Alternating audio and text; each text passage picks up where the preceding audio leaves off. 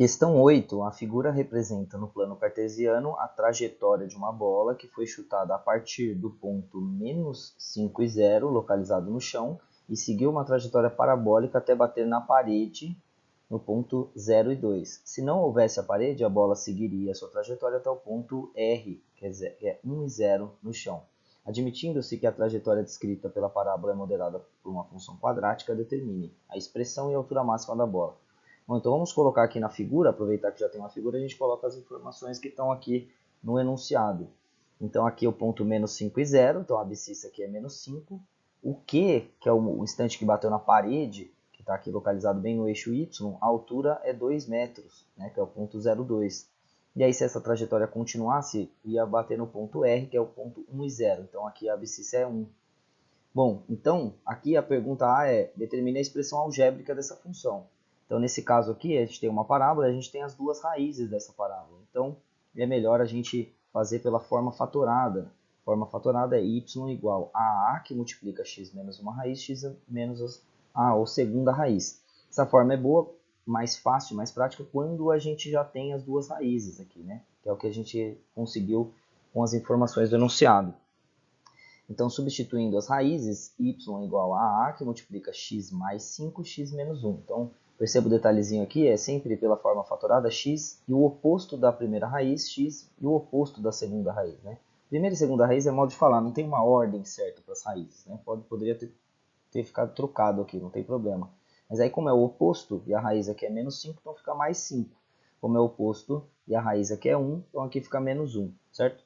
Bom, agora a função do segundo grau está quase determinada, falta encontrar esse A aqui. Então, para encontrar o A, a gente precisa de um outro ponto da função. Outro ponto por quê? Porque a gente já usou esse ponto, Não adianta usar esses dois pontos aqui na função, senão a gente vai chegar num zero igual a zero, não vai adiantar nada.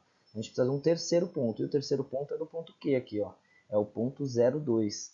Então, como o ponto 0,2 pertence à função, substituindo x por 0 e y por 2, a gente chega nessa equaçãozinha que só tem o A para descobrir, né? Que é justamente o que falta na nossa expressão. A função do segundo grau está quase determinada, falta encontrar o A. Então, resolvendo essa equação, a gente encontra o A e aí sim determina uma função. Então, resolvendo aqui as continhas, 0 mais 5 dá 5, 0 menos 1 dá menos 1.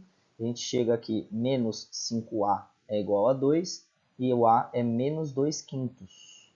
Então, se o A é menos 2 quintos, agora a gente tem a nossa expressão.